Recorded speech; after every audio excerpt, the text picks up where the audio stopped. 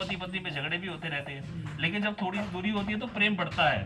तो इसी प्रकार यहाँ पर विप्रलंब की ये बैठक है गोसाई जी की, और यहाँ पर ही सूरदास जी महाराज जी ने शरीर त्याग किया। ये जहाँ पर बैठे हैं यहीं पर, तो सूरदास जी के तो बड़े ही पद हैं, हम उन सबकी चर्चा करेंगे शाम को आज कथा में, कैसे कैसे यहाँ सूरदास जी रहे। यहाँ पर ठाकुर जी से रूठ कर आके बैठ गए थे सूरदास जी इसी पेड़ के नीचे, और ठाकुर जी स्वयं श्रीनाथ जी मनाने आए थे उनको यहाँ पर, और सूरदास जी ने मुख उधर कर लिया था, भगवान आए हैं और मुख उधर कर लिया। तो ठाकुर जी बोले, जब ठाकुर जी को तो फिर पता है भक्त की दुखती रख क्या होती है, तो बोले तुम्हें पता है मैंने तो प्रसाद ही ग्रहण नहीं किया कल से। बोले अच्छा प्रभु। फिर तो सूरदास जी एकदम से बोले ठीक है। फिर जाकर कहा कि आपने कथा क्या हुई थी कि कृष्णदास जी को सूरदास जी ने कहा कि आप एक ऐसा पद रचना करो जिसमें मेरे पद की छाप ना हो, मतलब जिसमें मैं जो राग जो मैं सुर लेता हूँ ताल लेता हूँ, भैरव राग होता है, कई राग होते हैं, तो मेरा राग ना हो, मेरा कोई मेरे पद का कुछ प्रयोग ना हो, ऐसा कोई अनूठा पद लिखो। कृष्णदास जी पद लिखते, सूरदास जी लिख देते, कह देते अरे इसमें तो मेरे वो वाले पद की छाप है, क्योंकि सूरदास जी के तो 1.25 लाख पद है। अब कृष्णदास जी बेचारे परेशान ही हो गए। एक दिन रात को बैठे थे तो सोचा मैं कल से मंदिर ही नहीं जाऊंगा, अब कल फिर मेरे को पूछेंगे।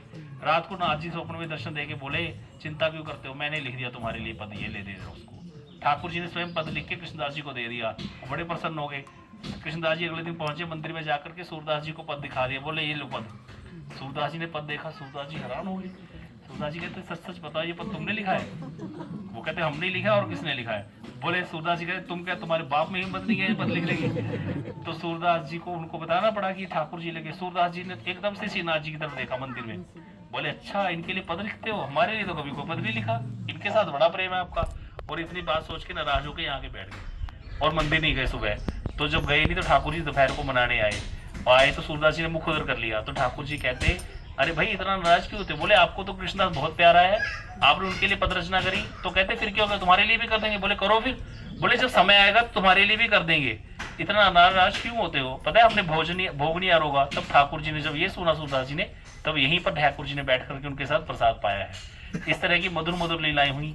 फिर जो ठाकुर जी ने इनके साथ जो यहाँ पर प्रोमिस किया था कि तुम्हारे लिए पद लिखूंगा, तो कब लिखा? जब सूरदास जी का अंतिम समय आया। अंतिम समय आया सूरदास जी का, ठाकुर जी बोले आपको कल जाना है। बोले प्रभु मेरे मन में इच्छा थी मैं आपकी लीला के 1.25 लाख पद लिखूं, अभी तक मैं 1 लाख पद ही लिख पाया हूँ, मेरे को आप समय दो ताकि मैं 1.25 लाख पद रचना कर सकूं। ठाकुर जी कहते समय तो नहीं देंगे, लेकिन आज वो समय आ गया है जब आपको मैंने बोला था कि आपके लिए मैं भी पद रचना करूंगा।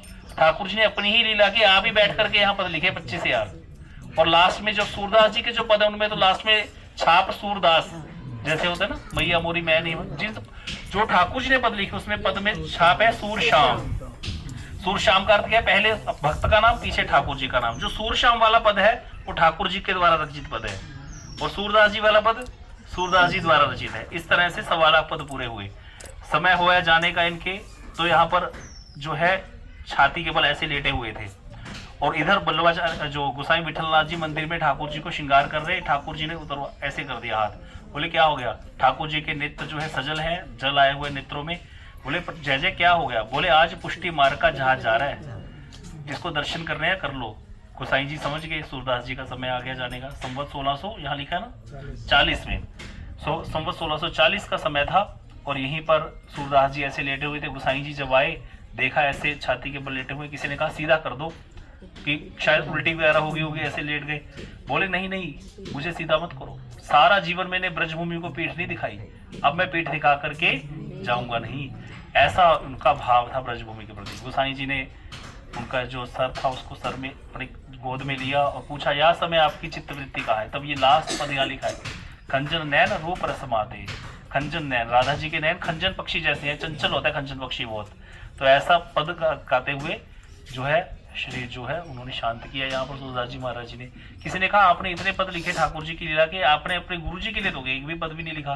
बोले मैंने कभी गुरु जी को और नाथ जी को कभी भिन्न समझा ही नहीं। तब उन्होंने एक पद उनके लिए भी गाया था उस समय विठल को, कि वही बोला था, ठाकुर जी के ही स्वरूप माना था उन्होंने। तो इस तरह से सूरदास जी का यह स्थान है। बड़ी सुंदर सुंदर कथाएं हैं।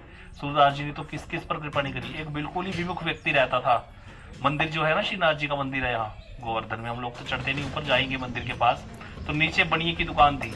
वो लोगों को बोलता रहता था, 60 साल के ऊपर उम्र एज हो गई थी उसकी बनिए की।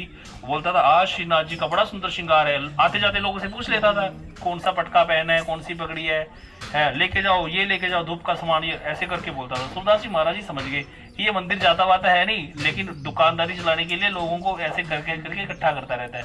तो सूरदास जी ने उसकी दुकान पे जाके बैठ गए, बोले चलो मंदिर, नहीं तो मैं तुम्हारी दुकानदारी बंद करवा दूंगा, लोगों को बोल दूंगा ये झूठ बोलता है, कोई मंदिर मंदिर जाता नहीं है ये। वो कहता बाबा ऐसे क्यों करते, अभी तो बोनी भी नहीं हुई है मेरी। सेठ बोलता है, बोले तुम झूठ क्यों बोलते हो लोगों को, फिर चलो जाके मंदिर दर्शन तो करो एक बार श्रीनाथ जी के। बोला कर लूंगा। बोले कभी किए आज तक, बोला सच बताऊं तो नहीं किए, लेकिन कर लूंगा। बोले दुकान खोल के नीचे बैठा है, ठाकुर जी के दर्शन ही नहीं किए कभी, सोचो है। तो सूरदास जी महाराज उसकी दुकान पे बैठ गए, तो आया नहीं। सूरदास जी महाराज दोबारा फिर पहुंच गए। अब क्या हुआ, फिर भी नहीं गया। बोला बाबा अभी तो शाम को दोबारा खोली है दुकान, थोड़ा ग्राहक तो आने दो।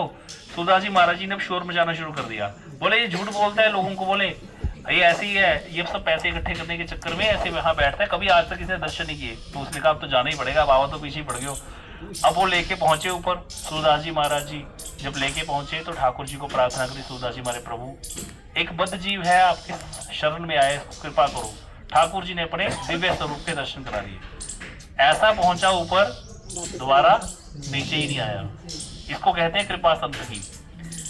जो कभी ऊपर नहीं गया था मंदिर दर्शन ही नहीं करने गया आज तक, इतना पक्का बढ़िया पैसे इकट्ठे करता रहता होगा, दुकानदारी चला रहा था, जो कभी दर्शन ही नहीं करने गया ठाकुर जी के, वो कभी वापस उतरा ही नहीं। इसको कहते हैं जब कृपा हो जाए, कृपा हो जाए, कैसे एकदम से विद्यानाश होती है। गोसाई जी को आज्ञा दी, ठाकुर जी ने सूरदास जी को कहा इनका ब्रह्म संबंध कराओ। गोसाई जी हंसने लगे, बोले ये बूढ़ा बैल कहाँ से ले आए, ये कहाँ भजन करेगा। बोले आप कृपा करोगे तो क्यों नहीं करेगा, बूढ़े व्यक्तियों की कहाँ भजन में रुचि होती है, नहीं तो सारा जीवन जो किया वही करते रहते हैं। पहले पुत्र में आसक्ति, फिर पोते में चली जाती है, फिर उसके बाद कहते हैं पोते का विवाह देख लूं, फिर इसका बेटा देख लूं, फिर मर जाऊं चाहे, फिर ऐसे ही कहते रहते हैं। तो गोसाई जी हंसने लगे। तो लेकिन जब संबंध कराया तो उनको अनुभूति हुई है, दिव्य सूरदास जी की कृपा से एक विमुख जीव भी भगवान की शरण में चला गया। ऐसे बहुत सारी कथाएं हैं। एक दिन सूरदास जी के मन में यहाँ बैठे बैठे आया कि जगन्नाथ पूरी दर्शन करके आने चाहिए थे, जगन्नाथ जी के दर्शन ही नहीं किए। जगन्नाथ जी कहाँ है, वहाँ नीलाचल यहाँ से पूर्व की तरफ पड़ता है ईस्ट में। अब सूरदास जी महाराज जा नहीं सकते क्योंकि उन्होंने ब्रजवास ले रखा था, क्षेत्रवास होता है जब धाम छोड़ के नहीं जाएंगे। तो उनको याद आया राधा कुंड में भी जगन्नाथ जी का मंदिर है, हम लोग जाएंगे वहां, तो वहीं जाके दर्शन करे आता हूँ। सुबह से चलकर यहाँ, उनको तो दिखता नहीं था, सुबह से चल करके यहाँ पहुंचे हैं। यहाँ से राधा कुंड पास थोड़ी है, तो धीरे धीरे करके चल करके पहुंचे राधा कुंड। और जैसे ही मंदिर पहुंचे हैं, टाइम हुआ नहीं था, 10:30-11 बजे थे। मंदिर का ठाकुर जी ने पट बंद करवा दिया। पुजारी को बोले पट बंद कर दो। पुजारी बोले प्रभु क्यों बंद कर दूं, अभी तो कोई समय ही नहीं है पट बंद करने का। तो ठाकुर जी बोले देखो घर मेरा है, मेरी मर्जी, मैं जब कहूँ बंद कर दो बंद करना पड़ेगा भाई, तुम ऐसे थोड़ी होता है, मैं कह रहा हूँ तुम बंद कर दो। पंडित को बात तो सही लगी भाई, ठीक है बात, तो ठाकुर जी कह रहे हैं तो बंद करना ही पड़ेगा। पंडित जी ने पर्दा कर दिया। सूरदास जी आए तो देखा पड़ता है। सूरदास जी पंडित जी को बोले खोलो पट, बोले पट तो नहीं खुलेंगे। पंडित जी बोले क्यों नहीं खुलेंगे, बोले बाबा बोल दिया ना नहीं खुलेंगे, जाओ आप। सूरदास जी समझ गए ठाकुर जी की लीला है। तो सूरदास जी ने बड़ा सुंदर पद गाया कि ठाकुर जी हास्य रस का कोई पद सुनना चाहते हैं, तो बड़ा सुंदर पद है, भृगु को कुटैला और झुठैला बिल्ली को खाओ। ये वही है जिसने भृगु ने जिसकी छाती पे लात मारी थी, और झूठे बेर बिल्ली के खाए, खाने को तो कुछ मिलता नहीं, इसीलिए झूठे बेर बिल्ली के खाए। भृगु को कुठैला और झुठैला बिल्ली को खायो, पुनि भयो दास चेरी को याको काही दैया रे। दास बने थे ना कृष्ण, अर्जुन का रथ हा क्या, और जाकर के वहां शांति दूत बन करके चले गए पांडवों के पास, कौरवों की सभा में। भाई क्षत्रिय धर्म क्या कहता है, युद्ध करो, शांति दूत क्या होती है ये। तो कह रहे भृगु को टहला झुठैला बिल्ली को खाया, पूरी एक ही लीला में सारी लीला गा देंगे, एक ही पद में देखना। पुनि भयो दास चेरी को याको काही दैया रे, चोरन को यार पूरी चोरी करे ठोर ठोर, निपट गवार कारी कामर को उड़ैया रे, धेनु को चरैया और चबैया सूखे चावरों को। सुदामा के सूखे चावल खाए थे, चबैया सूखे चावरों को। राजनीति कहा जाने, भीख को मंगैया रे, भीख मांगने 5 गांव मांगने चला गया वहां पे। सूरदास गुणगान बरने कहा लो, जैको जैसो जाको माई बाप, बोले माँ बाप का भी पता नहीं, कोई कहता यशोदा का पुत्र है, कोई कहता देवकी का पुत्र है। जैसो जाको माई बाप तैसो जाको भैया रे, जैसे बोला भैया रे मतलब बलदेव जी पे पद आएगा। बलदेव जी ने सोचा भाई हमारी तो पूरी पोल पट्टी एक ही पद में कृष्ण की सारी लीलाएं गा दी, इसीलिए बलदेव जी ने बोला खोलो खोलो जल्दी जल्दी खोलो। बोलो बाबा जाओ, दर्शन दिए और भेज दिया। इस तरह से सूरदास जी के बड़े सुंदर सुंदर पद हैं। मैया मोहे दाऊ बहुत खिंचायो, मैया मोही मैं नहीं माखन खायो। कितने ही सुंदर पद और भी रचनाएं हैं सूरदास जी की, तो कहना ही क्या। कोई रस नहीं छोड़ा काव्य की, कोई कला नहीं छोड़ी, कुछ भी नहीं छोड़ा है सूरदास जी महाराज जी ने। तो इनकी कथाएं हम आज शाम को श्रवण करेंगे। लेकिन अभी तो संक्षेप में हमने कथा सुनी है। यह गोसाई जी की बैठक है, वल्लभाचार्य जी की बैठक है, गोसाई जी की बैठक है। इधर विप्रलम्ब का स्थान है, गोसाई जी का वहाँ प्रणाम करो और यहाँ तक दर्शन करके अभी हम लोग वहाँ चलते हैं अपने आश्रम में 12:15